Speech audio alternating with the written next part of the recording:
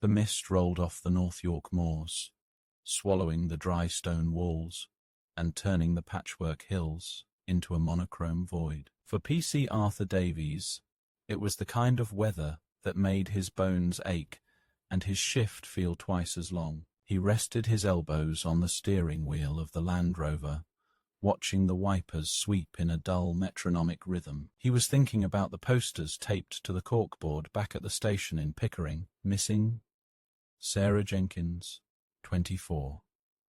Last seen leaving the Black Bull in Slights.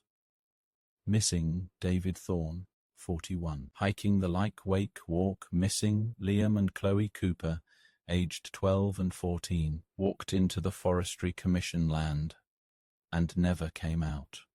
4 people gone in 6 months. No bodies, no struggle, no frantic 999 calls, and precious few clues. Just abandoned cars and a gnawing dread that had settled over the local community like wood smoke. The official line from the county constabulary was hypothermia, misadventure, or voluntary disappearance. But Arthur had lived in these valleys long enough to know people didn't just vanish into thin air, leaving their phones and coats behind. A sudden, sharp flash of headlights cut through the gloom ahead, jarring Arthur from his thoughts.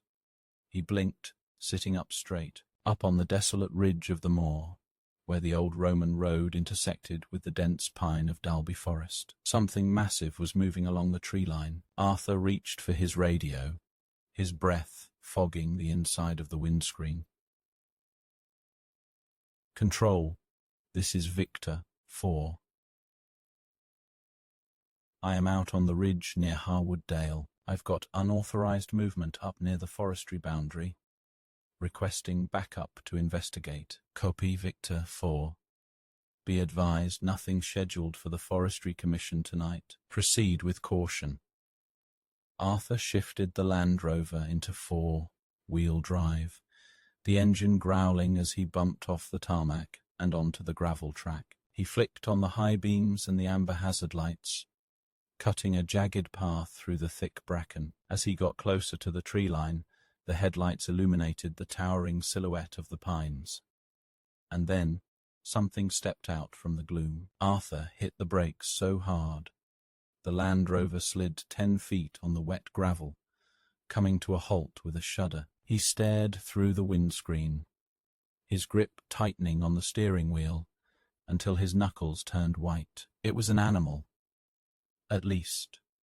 His brain tried desperately to categorize it as one. It was easily the size of a bull, but shaped like a massive, thick-set feline, a pantherine giant with obsidian fur that seemed to drink the light rather than reflect it. Its shoulders easily cleared the waist.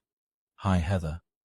A long, heavy tail twitched lazily behind it, but it was the head that made Arthur's blood run cold, broad, flat, with ears pinned back against a skull that looked ancient and relentlessly predatory. Cryptozoologists on internet forums called them British big cats, phantom felines born of escaped private zoo animals from the 1970s. Breeding in the wild, generations of secrecy in the deep, unmapped expanses of the British countryside.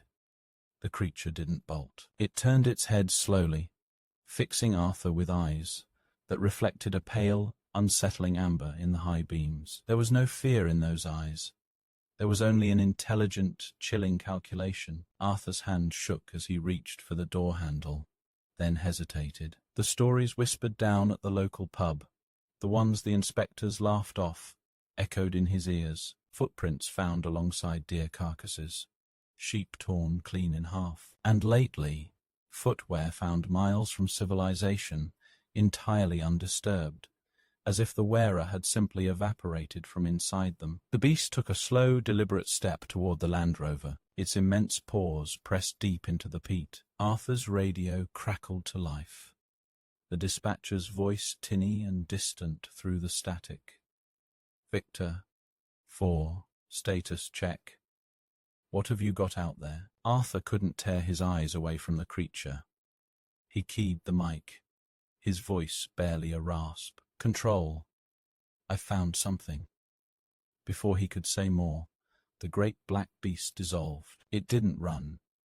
It simply surged forward with impossible, blurring speed, vanishing into the pitch black labyrinth of the pine forest in a single, silent bound. The wind howled outside, rattling the Land Rover's chassis. Arthur sat alone in the dark, staring at the empty tree line, acutely aware of how thin the boundary was between the civilized world and the ancient, hungry wild of the moors, and how many seats at local dinner tables would remain empty this winter.